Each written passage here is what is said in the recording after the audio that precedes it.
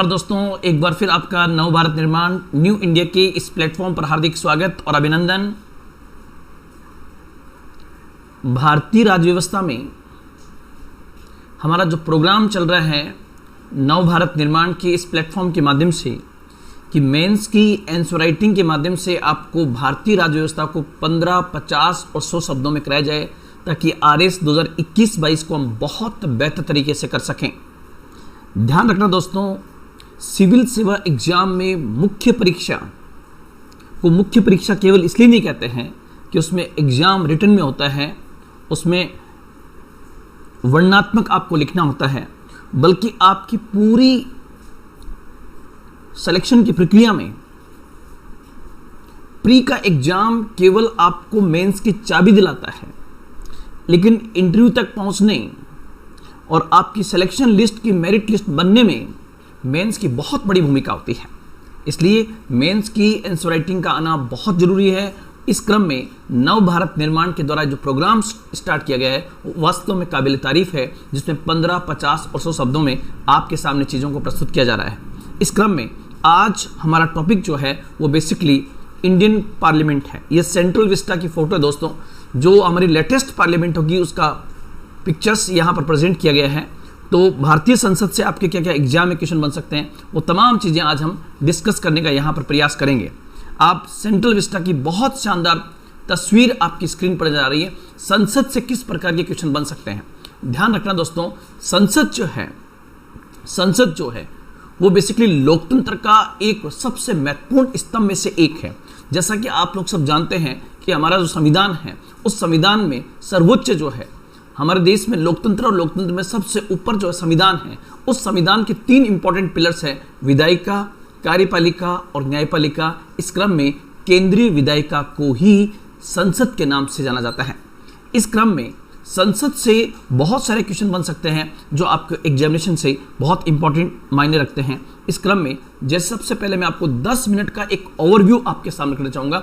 Just आपसे पूछ ले कि संसद किसे कहते हैं, तो आप लिखना भारत में संसदीय शासन प्रणाली को अपनाया गया है। इस क्रम में अनुच्छेद 79 के अंतर्गत राज्यसभा, लोकसभा और राष्ट्रपति से मिलकर बनने वाले निकाय को संसद कहा जाता है।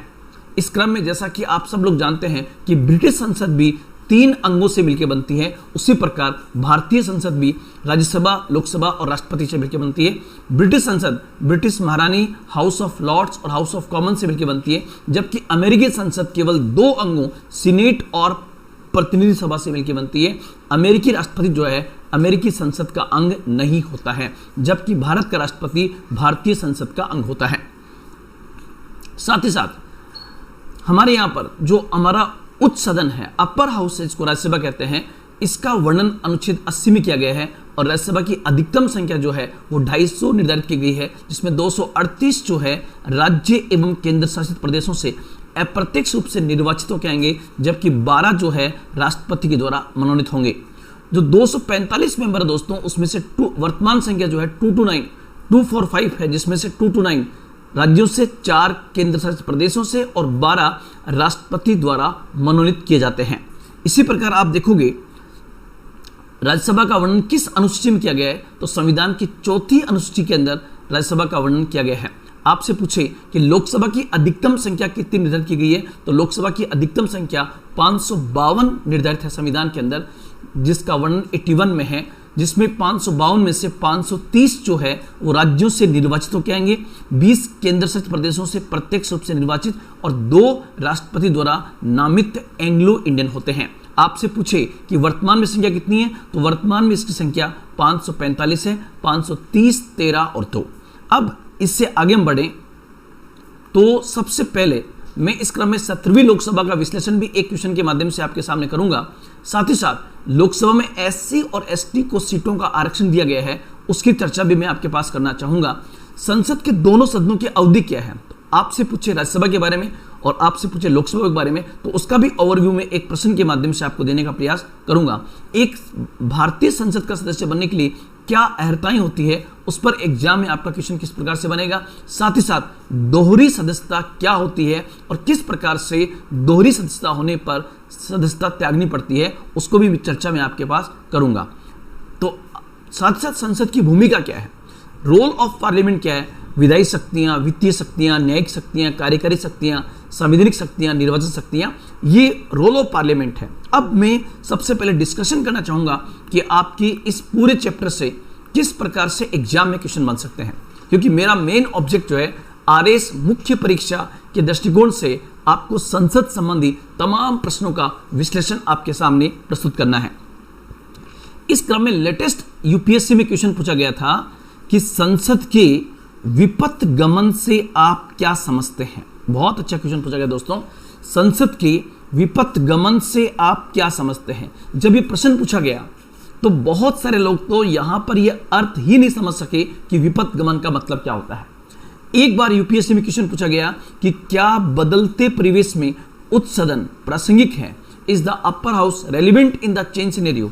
क्या बदलते परिवेश में उच्च सदन प्रासंगिक है, ये क्वेश्चन पूछा गया है। फिर तीसरा क्वेश्चन, राज्यसभा की संरचना, संविधान की चौथी अनुसूची क्या है, fourth schedule of the constitution क्या है, संविधान की चौथी अनुसूची क्या है।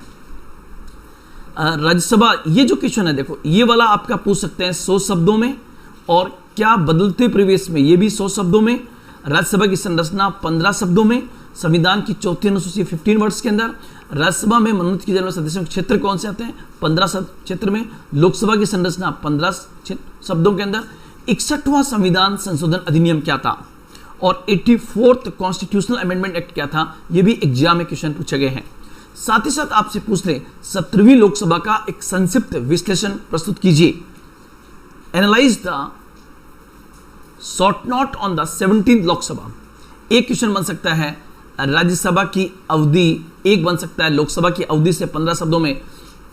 एक बार अभी एग्जाम में मध्य प्रदेश में पूछा गया था, वो आपके राजस्थान में रिपीट हो सकता है कि भारतीय संसद का सदस्य बनने के लिए प्रमुख अर्हताएं क्या है। फिर बन सकता है कौन सी स्थितियां हैं जिसमें संसद सदस्य का स्थान रिक्त हो जाता है। संसद की भूमिका बहुक्रियात्मक है, स्पष्ट कीजिए। बहुत अच्छा क्वेश्चन बन सकता है आपका। संसद की भूमिका बहुक्रियात्मक है, मल्टी फंक्शनल है, उसको स्पष्ट कीजिए। स्पष्ट करने के लिए हमेशा तर्क देकर उत्तर प्रस्तुत करना होता है। फिर एक क्वेश्चन पूछा गया है कि संसदीय शासन प्रणाली में संसद की भूमिका व्यवहारिक स्तर पर औपचारिकता मात्र होती है, टिप्पणी कीजिए। बहुत शानदार क्वेश्चन। यहाँ टिप्पणी का इंग्लिश वर्जन होगा कि इस क्वेश्चन पर आपको कमेंट करना होगा कि इसमें कमेंट क्या होगा। फिर एक क्वेश्चन पूछा गया है राज्यसभा की विशेष शक्तियां क्या है, what was the special powers of Rajya Sabha. ये एग्जामिनेशन पॉइंट से आपके आरएस मुख्य परीक्षा में जो 2021-22 में होगा, उसके मुख्य परीक्षा में संसद संबंधी इतने क्वेश्चन आपके बन सकते हैं। इसके अलावा संसदीय शब्दावली को, लोकसभा अध्यक्ष को, राज्यसभा के सभापति को हम अलग से करेंगे। केवल मैंने एक बार संसद का ही पार्ट लिया आपके सामने, तो हम स्टार्ट करते हैं। सबसे पहले पहला क्वेश्चन आपकी स्क्रीन पर है और क्वेश्चन है संसद के विपत्त गमन से आप क्या समझते हैं। जब ऐसा क्वेश्चन दोस्तों आएगा तो मेरा अपना मानना है कि आप इस क्वेश्चन में सबसे पहले जब उत्तर लिखना शुरू करोगे तब आप लोग ध्यान रखना, इसके 3 पैरा बनेंगे। 3 पैरा बनेंगे और इस 3 पैरा में क्या क्या पॉइंट्स आपके आएंगे वो मैं आपको बताने का छोटा सा प्रयास यहां पर करूंगा। सबसे पहले आप थोड़ा सा ये लिखोगे कि भारत में संसदीय शासन प्रणाली को अपनाया गया है। भारत में संसदीय शासन प्रणाली को अपनाया गया है, या एक पॉइंट और डाल सकते हो यहां पर, भारत में लोकतंत्र की संसदीय शासन प्रणाली को अपनाया गया है जिसमें संसद की भूमिका अत्यंत महत्वपूर्ण है। इस संपूर्ण लोकतंत्र में संसद एक विशिष्ट एवं केंद्रीय स्थान रखती है। संसद एक विशिष्ट एवं केंद्रीय स्थान रखती है, परंतु 21वीं शताब्दी के इस बदलते परिवेश में संसद को जो बहुक्रियात्मक भूमिका सौंपी गई है, वर्तमान परिवेश में, वर्तमान दौर में संसद अपने कर्तव्य से विमुख होती हुई दिखाई दे रही है। ध्यान रखना यहां पर जो शब्द आया दोस्तों वो आया है विपथ गमन। विपथ गमन का मतलब होगा कि अगर संसद अपनी भूमिका से, अपने कर्तव्य से दूर हटती है, कर्तव्य से दूर हटना मतलब संसद को जो भूमिका दी गई है, जो संसद का रोल होना चाहिए, अगर संसद वो रोल अदा नहीं करती है बल्कि उसके विपरीत जाकर कुछ अन्य कार्य कर रही है तो संसद की उस भूमिका को विपथ गमन के नाम से जानेंगे। तो आप सबसे पहले लिखोगे कि भारत में लोकतंत्र की संसदीय शासन प्रणाली को अपनाया गया है। इस क्रम में भारतीय लोकतांत्रिक व्यवस्था में संसद एक विशिष्ट एवं केंद्रीय स्थान रखती है, परंतु 21वीं शताब्दी के इस बदलते दौर में कुछ विश्लेषकों का मानना है कि भारतीय संसद अपने कर्तव्य से लगातार दूर हट रही है, जिसे विपथ गमन के नाम से जाना जाता है। अब यहां पर आप लोग क्या करोगे, यहां पर कुछ विपथ गमन के एग्जाम्पल दोगे कि ये विपथ गमन है। विपथ गमन क्या क्या होगा, जैसे नंबर 1 संसद की पहली भूमिका जो है, हालांकि आपको पता है कि संसद के अंदर से सरकार बनती है, लेकिन इसके बावजूद संसद की पहली भूमिका है कि वह कार्यपालिका पर नियंत्रण करे, अर्थात सरकार की हर गतिविधि पर, वो चाहे वित्तीय हो, चाहे कार्यपालिक हो, चाहे न्यायिक हो, हर गतिविधि पर पैनी नजर रखे। तो पहला पॉइंट होगा संसद कार्यपालिका पर नियंत्रण स्थापित करे ताकि कार्यपालिका को तानाशाही बनने से रोका जा सके। वर्तमान में कुछ ऐसे बिल पास किए गए हैं, ध्यान रखना, वर्तमान में ऐसा माना जा रहा है कि कुछ बिल ऐसे पास किए गए हैं जहां पर संसद की भूमिका पर प्रश्न चिन्ह लग रहा हो। साथ ही साथ संसद में लोकतंत्र को जिंदा रखने के लिए विपक्ष की भूमिका बड़ी अहम मानी जाती है, परंतु विपक्ष अपनी भूमिका सकारात्मक तरीके से अदा नहीं कर रहा है। साथ ही साथ संसद का अधिकांश सत्र जो है वो हंगामे की भेंट चढ़ जाता है, जिसमें किसी प्रकार का कोई भी काम काज नहीं होता है। आप देख सकते हो कि पिछले लगातार 3-4 सत्र में जो कृषि बिल लाया गया है उसके खिलाफ इतना हंगामा हुआ कि अन्य बिल जो है या तो पास नहीं हुए या बहुत चुपके से पास कर दिए गए। तो ध्यान रखना, जब संसद की जो भूमिका दी गई है तो वो अगर भूमिका संसद अदा नहीं करती है तो उसे हम संसद का विपथ गमन कहते हैं। इस क्रम में आप कुछ पॉइंट यहां लिखना। इस क्रम में संसद एक बहुक्रियात्मक निकाय है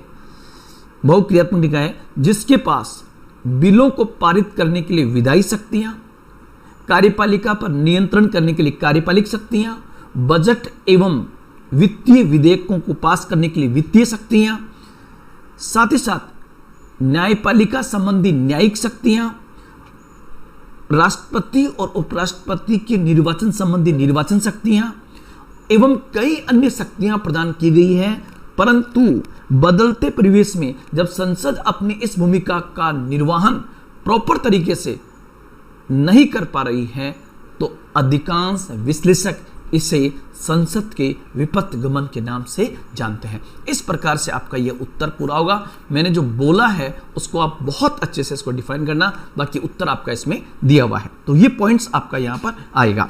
नेक्स्ट पॉइंट, क्या बदलते परिवेश में उच्च सदन प्रासंगिक है? अगर ये क्वेश्चन आपका 100 शब्दों में आता है, अगर ये क्वेश्चन आपका 100 वर्ड्स में आता है तो सबसे पहली शर्त जो होगी आपके सामने दोस्तों, आप लोग ध्यान रखना कि जब भी क्या से स्टार्ट होता है, कोई भी प्रश्न अगर क्या से स्टार्ट होता है तो आप लोग ध्यान रखना कि क्या से जो प्रश्न स्टार्ट होंगे उसमें भी आप बिना पूछे ही इसका पक्ष लिख देना और इसका विपक्ष लिख देना। मतलब जो स्टेटमेंट दिया गया है उसका पक्ष भी लिखना है और इसका विपक्ष भी लिखना है। इसका मतलब क्या होगा कि जो शब्द यहां पर आया है प्रासंगिक, उसमें आपको ध्यान रखना है कि लिखते समय आपको सबसे पहले यह बताना है कि कुछ हद तक राज्यसभा अप्रासंगिक साबित हो रही है। लेकिन चूंकि संविधान के अंदर इसका वर्णन है, चूंकि ये संवैधानिक संस्था है, संविधान में इसकी पूरी ब्यौरा दिया गया है, इसलिए आपको अंतिम रूप से इससे प्रासंगिक ही घोषित करना है। तो ध्यान रखना, यहां पर जो मैंने लिखा पक्ष और विपक्ष, ये हो जाएगा एक प्रकार से इसका विपक्ष और ये हो जाएगा इसका पक्ष। क्या बदलते परिवेश में, अब यहां पर बहुत सारे 90% स्टूडेंट्स होंगे ना, उनको बदलते परिवेश शब्द से कोई मतलब नहीं होगा, उनसे वो सीधा लिखना शुरू करेंगे कि क्या उच्च सदन प्रासंगिक है, मतलब वो राज्यसभा के बारे में लिखना शुरू कर देंगे। तो यहां पर आप लोग ध्यान रखना, आप इस पॉइंट को यहां से खींचना और आप बताओगे कि यहां पर पानी लाना, बदलता पानी, बदलता परिवेश शब्द का अर्थ क्या है? बदलता परिवेश मतलब चेंज सिनेरियो, और बदलता परिवेश जो है दोस्तों वो आपको दोनों स्तर पे दिखाना है। जैसे एक स्तर आपने ले लिया क्षेत्रीय स्तर पर, या मैं कह सकता हूं राष्ट्रीय स्तर पर, नेशनल लेवल पर कौन से चेंज हो रहे हैं, उस डायमेंशन से बताएंगे कि ये प्रासंगिक है या अप्रासंगिक है। साथ ही साथ अंतर्राष्ट्रीय स्तर पर कौन से चेंजेज हो रहे हैं, इंटरनेशनल लेवल पर, अंतर्राष्ट्रीय स्तर पर कौन से परिवर्तन हो रहे हैं, उसको ध्यान में रखते हुए ये पॉइंट आएगा। सबसे बढ़कर यहां पर जब भी कोई पॉलिटी संबंधी आपको क्वेश्चन पूछे दोस्तों, तो आप वहां पर, जैसे यहां पूछा है उच्च सदन को, तो आप लोग सबसे पहले यहां से लेके आओगे किसको, आप जब भी पॉलिटी का क्वेश्चन हो, आप संविधान के पास जाना और संविधान उस बारे में क्या कहता है, तो आप लिखोगे संविधान में उल्लेखित, और हमारा संविधान जो है उस संविधान में उल्लेखित जो उच्च सदन है, अपर हाउस है, उस अपर हाउस का मतलब क्या है, तो ध्यान रखना दोस्तों, उस उच्च सदन का अर्थ केंद्रीय स्तर पर, केंद्रीय स्तर पर राज्यसभा है। और 99% स्टूडेंट केवल यहां पर राज्यसभा के बारे में लिखकर आ जाएंगे, लेकिन यहां पर कहीं नहीं लिखा हुआ है कि आपको कौन सा अपर हाउस बताना है। तो ध्यान रखना, जब नहीं लिखा हुआ है तो आपके पास एक डायमेंशन और खुला हुआ है, और वो आएगा कि इस क्रम में एक पॉइंट जो आपका आएगा वो आएगा दूसरा, कि राज्य स्तर पर इसे क्या कहते हैं, स्टेट लेवल पर, राज्य स्तर पर, और राज्य स्तर पर इसका नाम जो है दोस्तों विधान परिषद है। तो यहां पर आप लोग ध्यान रखना, ये पॉइंट आपको दो डायमेंशन मिल जाएंगे, राज्यसभा के बारे में बताना है और विधान परिषद के बारे में बताना है। क्योंकि अगर यहां लिखा होता क्या बदलते परिवेश में राज्यसभा प्रासंगिक है, तब तो आप केवल राज्यसभा के बारे में लिखकर आ सकते थे, लेकिन चूंकि यहां पर उच्च सदन लिखा हुआ है,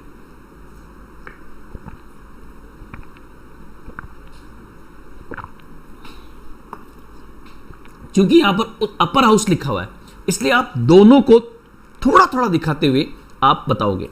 अब कुछ पॉइंट्स में यहां पर आपको डाल देता हूं, ये कौन से पॉइंट है जो अप्रासंगिक बनाते हैं। नंबर 1, आपको पता है कि जो उम्मीदवार लोकसभा का चुनाव हार जाता है या विधानसभा का चुनाव हार जाता है, उस और वो मजबूत कैंडिडेट अगर है, पार्टी का इंपॉर्टेंट नेता हुआ है, तो उसको राज्यसभा के माध्यम से संसद में पहुंचा दिया जाता है। तो हारे हुए उम्मीदवारों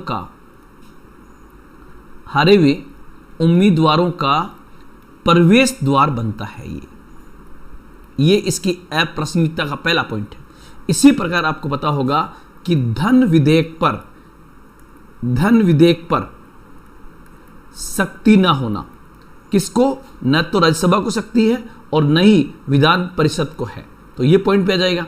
और तीसरा पॉइंट और चाहो तो आप डाल सकते हो कि सरकार का लोकसभा के प्रति उत्तरदायी होना। सरकार का लोकसभा के प्रति उत्तरदायी होना मतलब सरकार रेस्पॉन्सिबल किसके प्रति है, लोकसभा के प्रति, राज्यसभा के प्रति नहीं है। और फोर्थ पॉइंट डाल सकते हो, कौन सा फोर्थ पॉइंट, ये भी डाल सकते हो कि अगर संयुक्त बैठक होती है और संयुक्त बैठक में भी आपको पता है कि उस स्थिति में ज्वाइंट सिटिंग के अंदर लोकसभा हावी रहती है, लेकिन कुछ ऐसे बिंदु हैं जो इसको प्रासंगिक बनाते हैं, वो आपको थोड़ा सा पैरा चेंज करके राज्यसभा और विधानसभा के अलग अलग बता देना, जिसमें से मैं अभी डिस्कस आपसे ज़्यादा नहीं कर पाऊंगा। जिसमें राज्यसभा के 2 पॉइंट कौन कौन से, एक तो आर्टिकल 249 के तहत राज्य सूची के विषयों पर कानून बनाने के लिए राज्यसभा को विशेष शक्ति दी गई है, और एक अखिल भारतीय सेवाओं के संदर्भ में उसके पास विशेष शक्ति है जो कि इसको प्रासंगिक बनाती है। और साथ ही साथ ये एक स्थायी सदन है जो कि लोकसभा के विघटन की स्थिति के अंदर भी काम करता है। विधान परिषद जो है, उस विधान परिषद को कैसे आप बनाओगे, तो विधान परिषद में एक तो आप बताना कि इससे पंचायती राज मजबूत होता है। पंचायती राज मजबूत होता है क्योंकि 1/3 कैंडिडेट,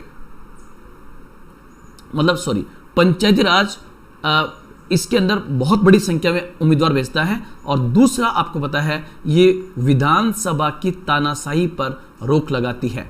विधानसभा की तानाशाही पर रोक लगाती है। अब दोस्तों, मैंने पॉइंट्स आपके सामने निकाल दिए, अब इनको जोड़ना आपके लिए एक बहुत बड़ा टास्क होगा। कैसे?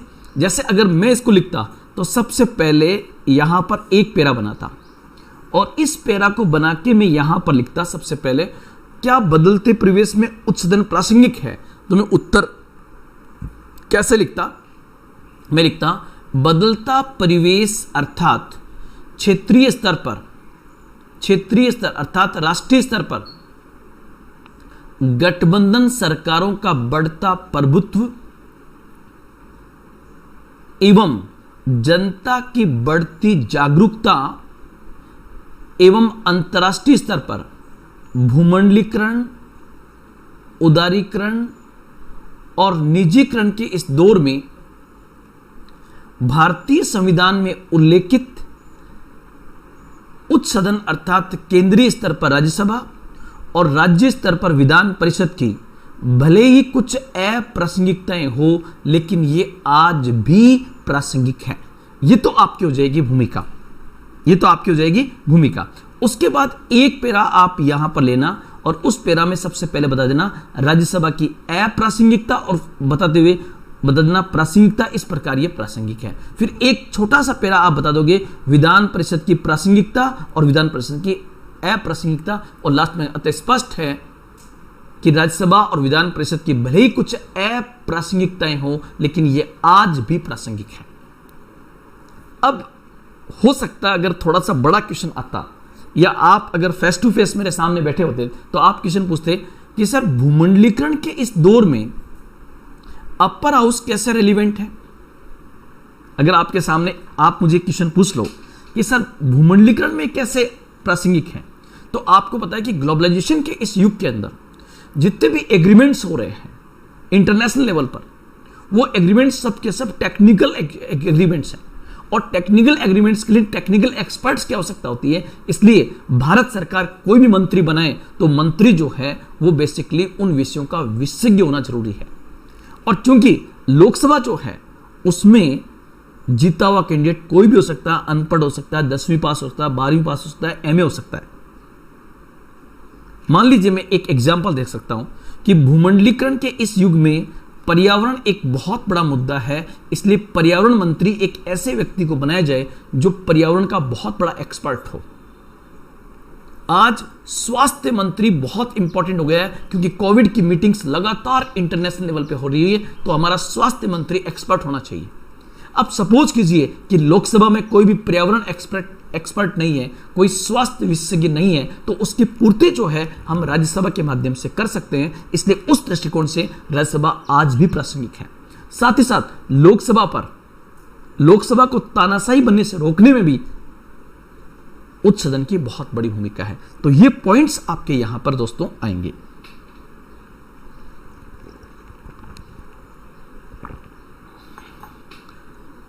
फिर आगे बढ़ते हैं।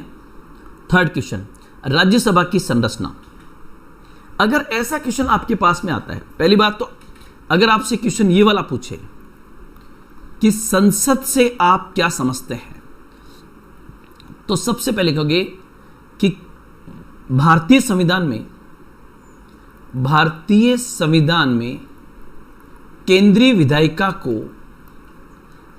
केंद्रीय विधायिका को संसद कहा गया है, जिसका उल्लेख आर्टिकल 79 में किया गया है। ये राज्यसभा, लोकसभा एवं राष्ट्रपति से मिलकर बनती है। अगर कुछ भी नहीं आता हो तो आप केवल इतना भी लिख दोगे कि भारतीय संविधान में उल्लेखित अनुच्छेद 79 के अनुसार राज्यसभा, लोकसभा और राष्ट्रपति से मिलकर बनने वाले निकाय को संसद कहा जाता है, तब भी आपका यह उत्तर सही होगा। अगर आपका क्वेश्चन ये आता है राज्यसभा की संरचना 15 शब्दों में, तो आप सबसे पहले एक अनुच्छेद का यूज करोगे, अनुच्छेद 80 का। आर्टिकल 80 के अनुसार राज्यसभा की अधिकतम संख्या जो है, राज्यसभा की अधिकतम संख्या 250 निर्धारित की गई है, जिसमें से 238 स्टेट प्लस यूनियन टेरिटरी से निर्वाचित होकर आएंगे, जबकि 12 राष्ट्रपति के द्वारा मनोनीत किए जाएंगे। वर्तमान में राज्यसभा की कुल संख्या 245 है। बस इतना आप लिख दोगे तो आपका काम हो जाएगा, क्योंकि मात्र ये 15 शब्दों में आपको पूछा गया है। नेक्स्ट पॉइंट, आपसे पूछे कि संविधान की चौथी अनुसूची क्या है। मान लीजिए क्वेश्चन आपका ये वाला आता है और ये 15 शब्दों में आता है संविधान की चौथी अनुसूची, तो आप लिखोगे भारतीय संविधान की चौथी अनुसूची में राज्य राज्य एवं केंद्र शासित प्रदेशों के लिए सीटों के आवंटन का वर्णन किया गया है। सीटों के आवंटन का वर्णन किया गया है। और ध्यान रखना, यह क्वेश्चन कई बार प्री में पूछा जा सकता है, अब आपके भविष्य में मेंस में क्वेश्चन आ सकता है। क्या लिखोगे?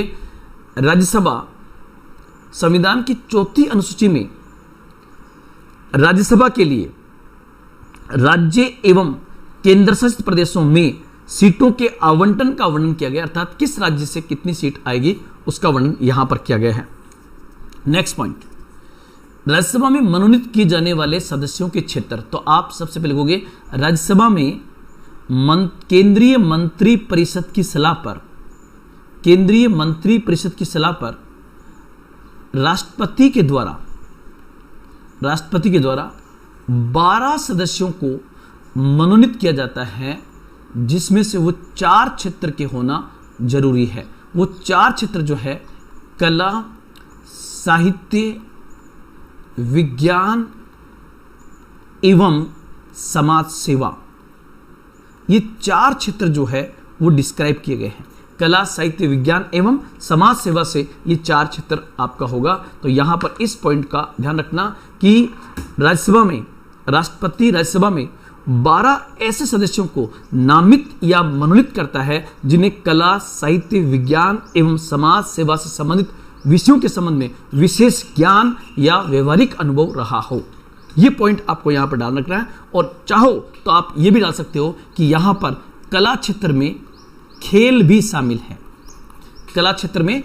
शामिल है, यह पॉइंट आपका यहां पर आएगा। नेक्स्ट आपसे पूछे लोकसभा की संरचना, और अगर आपसे 15 शब्दों में क्वेश्चन आता है तो आप सबसे पहले आर्टिकल डाल दीजिए। आर्टिकल डालने के बाद आपका आएगा कि संविधान के, अगर आर्टिकल याद नहीं भी तो भी कोई फर्क नहीं पड़ेगा, संविधान के अनुसार या संविधान न बोलकर आप बोल दीजिए भारतीय संविधान के अनुसार लोकसभा की अधिकतम संख्या 552 निर्धारित की गई है। इस 552 के 3 पार्ट हैं, 530, 20 और 2। 530 आएंगे राज्यों से निर्वाचित होकर के, 20 केंद्र शासित प्रदेशों से निर्वाचित होकर, जबकि 2 जो है वो बेसिकली राष्ट्रपति के द्वारा एंग्लो इंडियन समुदाय से मनोनीत किए जाएंगे, और ये जो पार्ट है आपका ये बेसिकली निर्वाचित होंगे। ये पॉइंट, और लास्ट में एक पॉइंट आ देना कि वर्तमान में लोकसभा में कुल संख्या 545 है। वर्तमान में 545 संख्या इसकी डिसाइड की गई, अगर 15 शब्दों में ऐसा क्वेश्चन आपसे पूछता है तो। नेक्स्ट पॉइंट, आपसे पूछिए कि 61वां संविधान संशोधन अधिनियम क्या था?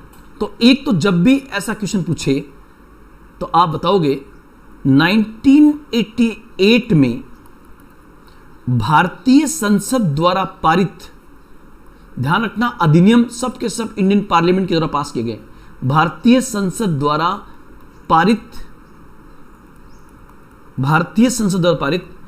इस अधिनियम के द्वारा मत देने की आयु जो है, या मैं कह सकता हूं मताधिकार, मत देने की आयु या मताधिकार की आयु जो है वो 21 वर्ष से घटाकर 18 वर्ष की गई थी। आपसे क्वेश्चन पूछे कि वो कौन सा अधिनियम था जिसके द्वारा भारतीय संसद ने मत देने की आयु को 21 वर्ष से घटाकर 18 वर्ष किया गया, तो आपका होगा 61वां संविधान संशोधन अधिनियम, 61th कॉन्स्टिट्यूशनल अमेंडमेंट एक्ट। ये बहुत इंपॉर्टेंट है। और उसके बाद नेक्स्ट आपसे क्वेश्चन पूछे 84वां संविधान संशोधन अधिनियम क्या है, तो ध्यान रखना इस संविधान संशोधन अधिनियम के द्वारा लोकसभा की सीटों की संख्या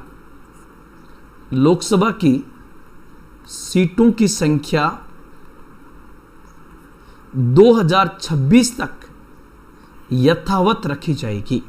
ध्यान रखना 84वें संविधान संशोधन जो वर्ष 2001 में पास हुआ, इस अधिनियम के द्वारा लोकसभा की सीटों की संख्या 2026 तक यथावत रहेगी और जनसंख्या का आधार वर्ष भी 1971 के आधार पर रखा जाएगा। ये होगा आपका इसके अंदर। नेक्स्ट पॉइंट आपसे पूछे कि 17वीं लोकसभा के, क्योंकि 17वीं लोकसभा भी चल रही है, तो आपसे 17वीं लोकसभा का एक छोटा सा विश्लेषण प्रस्तुत मांगा जा सकता है। यहां पर संक्षिप्त नोट जो है इसका मतलब होगा कि एक प्रकार का शॉर्ट नोट आपको लिखना है, आपको शॉर्ट नोट लिखना है और उस शॉर्ट नोट का आपको एक छोटा सा एनालिसिस करना है, मतलब विश्लेषण करना है।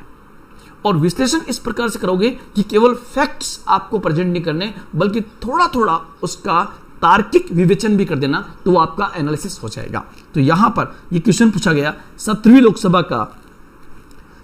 लोकसभा का विश्लेषण कीजिए। तो सबसे पहले हम एक जनरल व्यू लिख देंगे कि 17वीं लोकसभा के लिए 11 अप्रैल से 19 मई 2019 के मध्य 7 चरणों में पूरे देश में लोकसभा का प्रत्यक्ष चुनाव हुआ और इस चुनाव में बीजेपी ने लगातार दूसरी बार ऐतिहासिक जीत दर्ज की और एनडीए गठबंधन ने टोटल 335 सीटें इस चुनाव में प्राप्त की। यह बताओगे सीआर पाटिल लोकसभा के 17वीं लोकसभा के वे सदस्य थे जिन्होंने सर्वाधिक मतों से जीतने का रिकॉर्ड नाम दर्ज किया गुजरात के नवसारी जिले से। साथ ही साथ बीपी सरोज जो 17वीं लोकसभा की एक महत्वपूर्ण मेंबर है, वो सबसे कम मतों से जीतकर आने वाली कैंडिडेट थी जिन्होंने मात्र 181 मतों से टी राम जो बीएसपी के थे उनको पराजित किया। चंद्रमणि मुर्मू जो बीजू जनता दल की थी, वो सबसे कम उम्र में आने वाली महिला थी। 17वीं लोकसभा का चुनावी जनगणना और चुनाव के प्रति जनता को जागरूक करने का जो अभियान चलाया गया, उसका निश्चित रूप से वोट प्रतिशत पर प्रभाव पड़ा।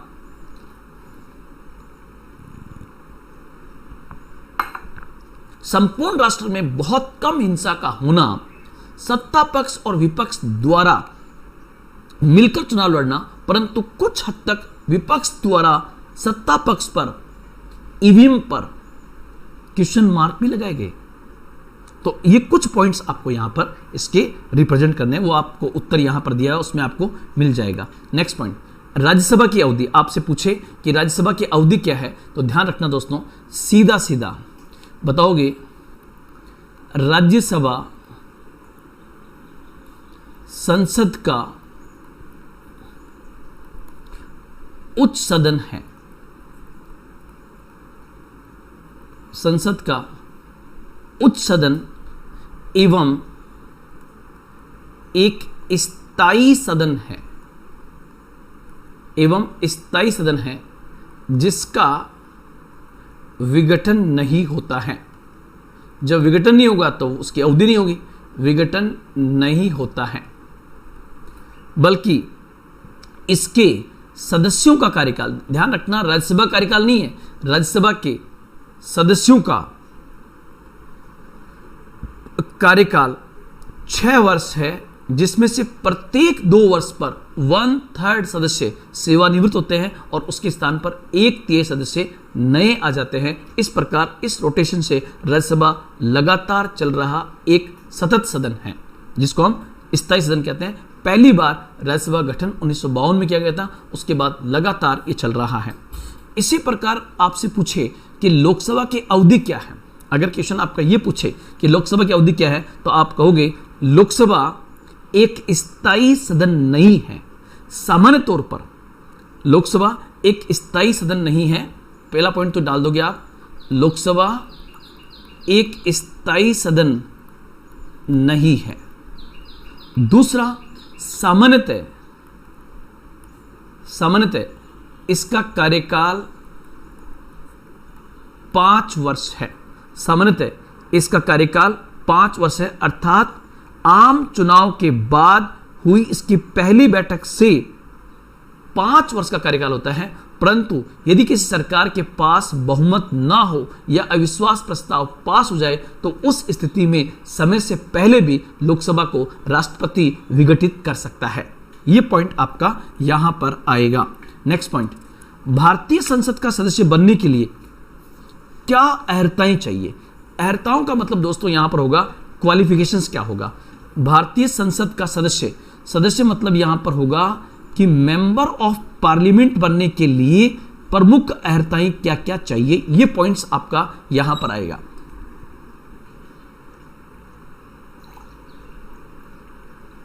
तो अगर आपसे क्वेश्चन पूछे कि भारतीय संसद का सदस्य बनने के लिए प्रमुख अर्हताएं क्या हैं,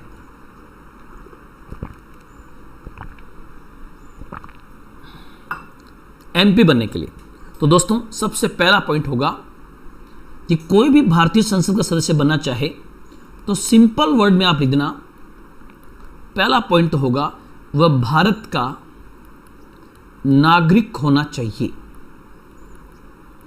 वह भारत का नागरिक होना चाहिए, पहला पॉइंट।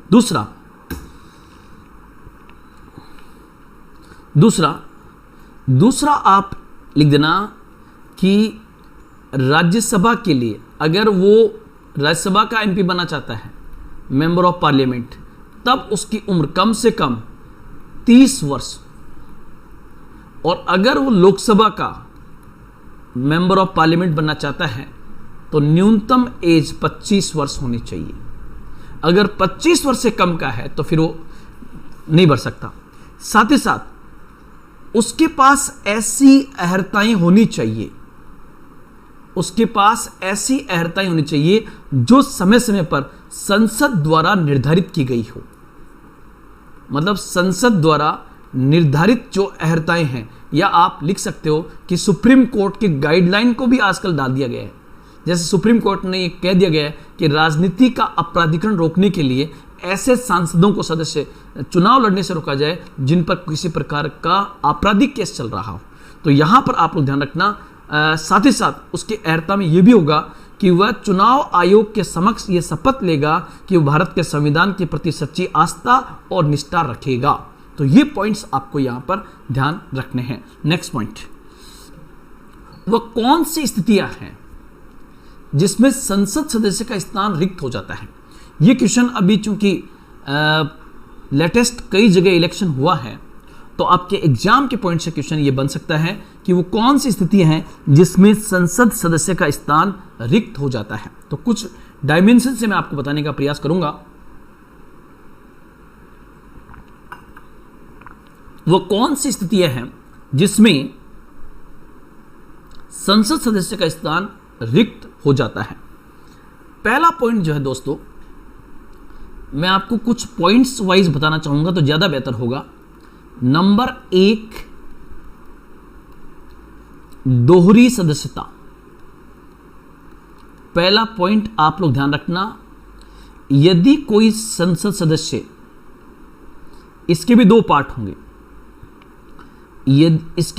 होंगे, यदि कोई संसद सदस्य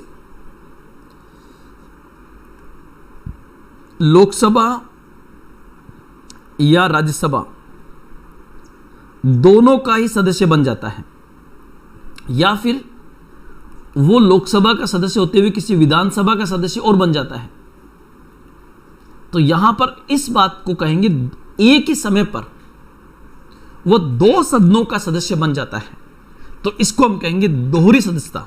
और दोहरी सदस्यता की स्थिति में यदि वो नियमों का पालन नहीं करता है तो उसकी संसद सदस्यता रद्द हो सकती है। बहुत महत्वपूर्ण पॉइंट है, ध्यान रखना। जैसे कोई व्यक्ति एक समय में, ध्यान रखना, मैं इस बात को क्लियर कर देता हूं, कोई व्यक्ति एक ही समय में संसद के दोनों सदनों का सदस्य नहीं हो सकता। जैसे अगर वो लोकसभा का सदस्य है और राज्यसभा का सदस्य और निर्वाचित हो जाता है, या राज्यसभा का सदस्य है और लोकसभा का सदस्य और निर्वाचित हो जाता है, तो इस स्थिति को दोहरी सदस्यता कहते हैं। और इस क्रम में लोकसभा प्रतिनिधित्व अधिनियम 1951 के तहत, 1951 के तहत उसे 10 दिन के भीतर लोकसभा या राज्यसभा में से किसी एक को चुनना होगा, अन्यथा उसकी सदन की सदस्यता रद्द हो जाएगी। इसी प्रकार आप देख सकते हो, जैसे आप देखिए कि 2019 का जो इलेक्शन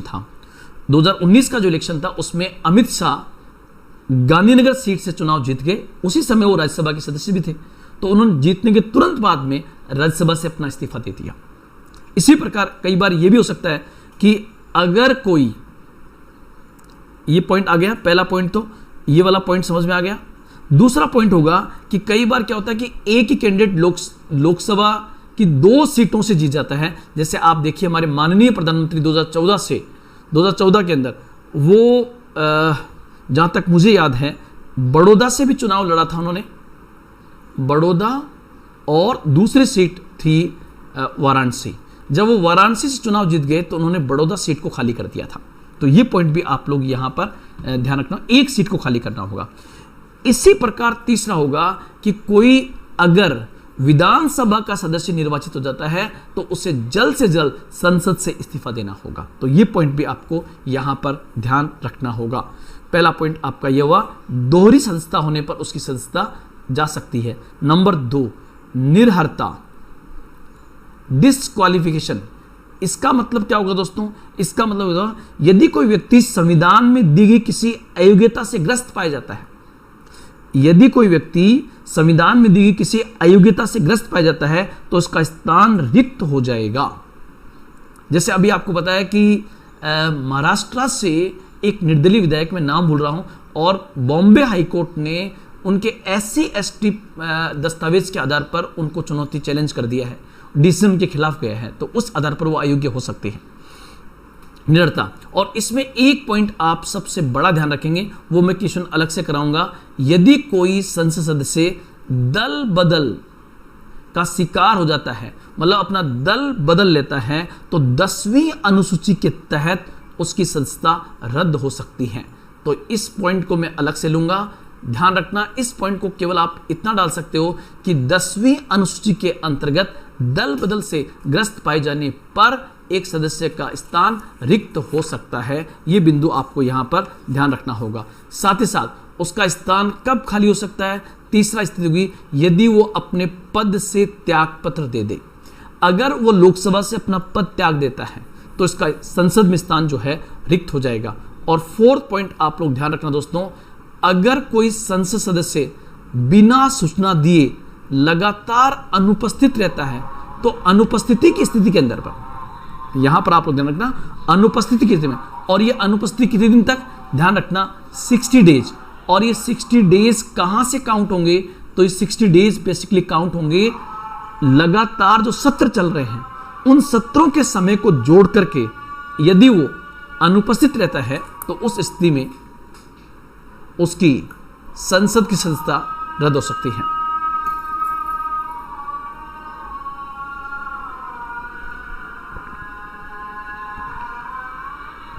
सिक्सटी डेज, इसमें आप लोग ध्यान रखना सत्र की अवधि यहां पर काउंट होगी। जितने दिन सत्र चला है उसकी अवधि काउंट होगी, अनुपस्थित रहता है। और एक हो सकता है कि अन्य स्थितियां, पांचवा अदर कंडीशंस क्या क्या हो सकती हैं।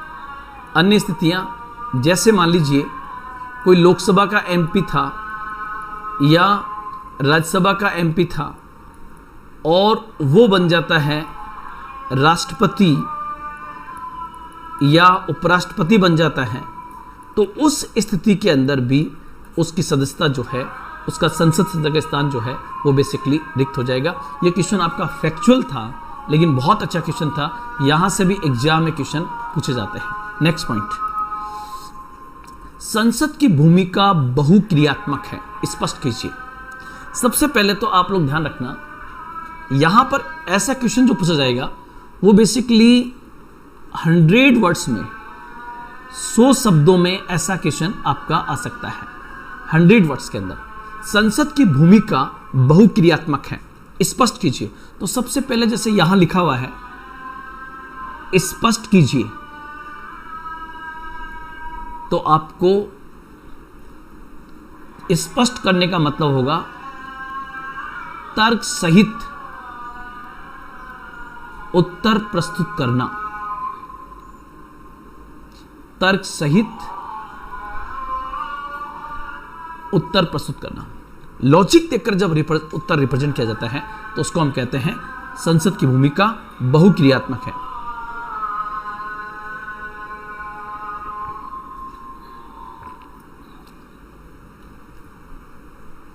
संसद की भूमिका बहुक्रियात्मक है। आप इसकी स्टार्टिंग में क्या क्या कीवर्ड्स डालोगे? सबसे पहले जो कीवर्ड्स यहां पर आएंगे दोस्तों, उन कीवर्ड्स में आपको डालना है कि भारत में लोकतंत्र की संसदीय शासन प्रणाली को अपनाया गया है। लोकतंत्र की संसदीय शासन प्रणाली को अपनाया गया है। इस क्रम में संसद की भूमिका अत्यंत महत्वपूर्ण है। इस क्रम में संसद की भूमिका अत्यंत महत्वपूर्ण है एवं निम्नलिखित बिंदुओं के माध्यम से स्पष्ट किया जा सकता है। निम्नलिखित बिंदुओं के माध्यम से स्पष्ट किया जा सकता है कि संसद की भूमिका बहुक्रियात्मक है, मतलब मल्टी फंक्शनल है। जैसे कोई निकाय है, जैसे मान लीजिए सुप्रीम कोर्ट है, तो सुप्रीम कोर्ट की भूमिका है जस्टिस करना, न्याय करना। कार्यपालिक सरकार का काम है कार्यपालिक कार्यों करना, सरकार न्याय नहीं करेगी, कार्यपालिक कामों काम करेगी। परंतु संसद को आप देखिए तो संसद की भूमिका जो है वो मल्टी फंक्शनल है। अब आपको क्या सर, हमें सब तो समझ में आ गया, लेकिन मल्टी फंक्शनल पॉइंट्स को समझाएंगे कैसे? इस पॉइंट को समझाने के लिए दोस्तों आप जस्ट जो है संसद की भूमिका को अलग अलग तरीके से अपने उत्तर में डाल दीजिए तो आ जाएगा आपका। जैसे नंबर 1, संसद की सबसे इंपॉर्टेंट भूमिका है कानूनों का निर्माण करना, तो ये कहलाएगी संसद की विधायी भूमिका या उसकी संसद की विधायी शक्तियां। इस विधायी शक्तियों में आपके तमाम जो संसद बिल पास करती है, जिसमें money bill, budget, ordinary bill, सब के सब बिल यहां पर जाएंगे। इस क्रम में संसद की भूमिका विधायी शक्तियों के रूप में भी है। दूसरा, कार्यकारी शक्तियों के रूप में, एक आपका जाएगा कार्यकारी शक्तियों के रूप में।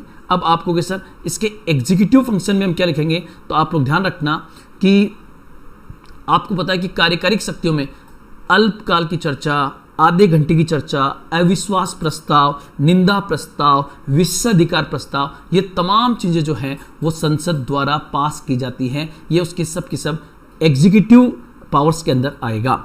साथ ही साथ उसकी वित्तीय शक्तियाँ, फाइनेंशियल पावर्स, वित्तीय शक्तियों का मतलब होगा कि अगर भारत सरकार 1 रुपये भी भारत के संचित निधि से निकालती है या 1 रुपये भारत की संचित निधि में डालती है या कोई भी प्रकार का वित्तीय बिल लेकर आती है तो बिल जो है वो संसद से पास होगा। जैसे बजट है, विनियोग विधेयक है, लेखानुदान है, वो तमाम शक्तियां जो है वो पार्लियामेंट को दी गई है। उसके बाद में सांविधिक शक्तियां, एक आपका आएगा सांविधिक शक्तियां। सांविधिक शक्तियों में क्या क्या पॉइंट्स आप डालोगे दोस्तों? सांविधिक शक्तियों में आप लोग ध्यान रखना, सांविधिक शक्तियां मतलब वो विधियां जो संविधान की विधि के अंतर्गत इसको दी गई हैं, वो पॉइंट्स आपके यहां पर आएंगे। सांविधिक शक्तियों में आर्टिकल 368 के तहत संसद को शक्ति दी गई है कि वो संविधान में संशोधन कर सकती है। तो आप इसमें सबसे इंपॉर्टेंट पॉइंट जो आएगा वो आएगा 368 के तहत संसद को ये शक्ति दी गई है कि वह बेसिकली संविधान में संशोधन कर सकती है। कॉन्स्टिट्यूशनल अमेंडमेंट की जो पावर है वो भी उसकी बहुक्रियात्मक भूमिका में एक है। और एक आप देखिए संसद की न्यायिक भूमिका, the judicial role of parliament.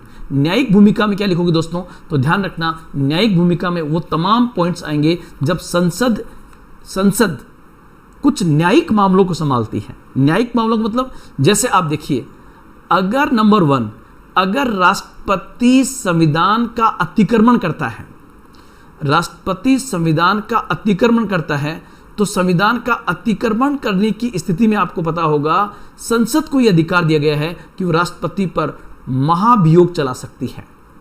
महाभियोग, और महाभियोग एक प्रकार की जस्टिस प्रोसेस है जिसमें राष्ट्रपति को रखा जाएगा या नहीं, ये डिसीजन जो है ये बेसिकली पार्लियामेंट करती है।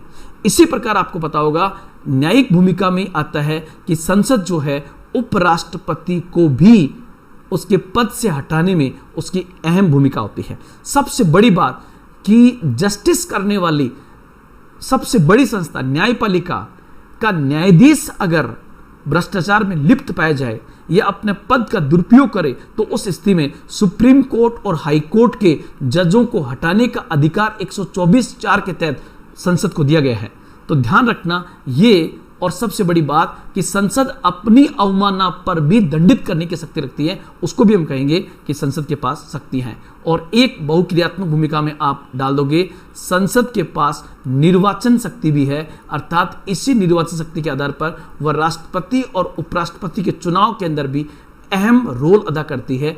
तो ये पॉइंट आपका जाएगा। और अन्य शक्तियों में आप देखोगे कि देश का सर्वोच्च प्लेटफॉर्म है जिस पर डिस्कशन किया जाता है, सर्वोच्च बहस का बिंदु कोई पॉइंट है तो यही है। दूसरी बात, आपातकाल को लागू करने के अंदर भी संसद की भूमिका अहम है। किसमें? आपातकाल के अंदर भी संसद की भूमिका यहां पर है। साथ ही साथ नए राज्यों का निर्माण और विधान परिषद के गठन में भी संसद की भूमिका है। इस आधार पर कहा जा सकता है कि संसद की भूमिका बहुक्रियात्मक है। मतलब आप जब लिखोगे दोस्तों तो जैसे विधायी शक्ति वाला पॉइंट है तो इसको ज्यादा मत खोलना, मतलब जितना आप उत्तर को विभिन्न डायमेंशन के साथ लिखोगे, विभिन्न डायमेंशन, जैसे एक लड़का हो सकता है कि 100 शब्दों में केवल वो विधायी शक्ति को ही बताकर आ जाए। तो इस स्थिति में सपोज कीजिए कि क्वेश्चन अगर 10 नंबर का है और वो केवल विधायी शक्ति बता के आता है तो हो सकता है उसको केवल 1 ही नंबर मिले। जबकि एक स्टूडेंट ऐसा होगा जो संसद की बहुक्रियात्मक भूमिका में उसकी विधायी शक्ति को 10 शब्दों में, 10-15 शब्द, कार्यकारी शक्ति 10 शब्दों में, वित्तीय शक्ति 10 शब्दों में, सांविधिक शक्ति 10 शब्दों में, न्यायिक शक्ति, न्यायिक भूमिका 10 शब्दों में, महाभियोग इसमें आ जाएगा, निर्वाचन शक्ति, आपातकाल की शक्ति, सर्वोच्च बहस का बिंदु, राज्य विधान परिषद के गठन की और राज्यों के निर्माण की भूमिका। इस आधार पर कहा जा सकता है कि संसद जो है, संसद की भूमिका बहुक्रियात्मक है, अर्थात मल्टी फंक्शनल है। तो ये पॉइंट्स आपके यहां पर आ जाएंगे। एक क्वेश्चन आप और देखिए, 15वां क्वेश्चन। और क्वेश्चन क्या पूछा गया है? संसदीय शासन प्रणाली में, ध्यान से सुनिए, पहले क्वेश्चन जो पूछा गया आपके सामने, पहले मैं आपको ध्यान रखना, कोई व्यक्ति ज्यादा बेहतर उत्तर तब लिख पाएगा जब वो क्वेश्चन को पढ़ने से पहले उसको बहुत बेहतर तरीके से तोड़ दे। और बहुत सारे क्वेश्चनों को, बहुत सारे स्टूडेंट्स को तोड़ना तो आता है लेकिन अंत में उसे उस प्रश्न को जोड़ना नहीं आता है। तो आपको तोड़ना और जोड़ना दोनों आना चाहिए ताकि आप बहुत बेहतर उत्तर लिख सकें। जैसे यहां पर क्वेश्चन है, संसदीय शासन प्रणाली में संसद की भूमिका व्यवहारिक स्तर पर, मतलब वास्तविक स्तर पर औपचारिकता मात्र होती है, टिप्पणी कीजिए। अगर यह क्वेश्चन आपके सामने पूछा गया है तो मैं पहले थोड़ा कलर चेंज कर देता हूं। देखो, सबसे पहले मैं कहूंगा कि जैसे शब्द आया टिप्पणी कीजिए, इस टिप्पणी का इंग्लिश वर्जन होगा, यहां पर शॉर्ट नोट नहीं होगा, यहां पर होगा कमेंट कीजिए। और जब भी कमेंट कीजिए शब्द आएगा तो जो भी क्वेश्चन पूछा गया है आपको थोड़ा सा उसके पक्ष में भी लिखना है और थोड़ा सा उसके विपक्ष में भी लिखना है। ठीक है, मतलब आपको यह बताना है ओवरऑल कि संसदीय शासन प्रणाली में संसद की भूमिका व्यवहारिक स्तर पर औपचारिकता मात्र भी होती है और कई बार वास्तविक भूमिका भी होती है।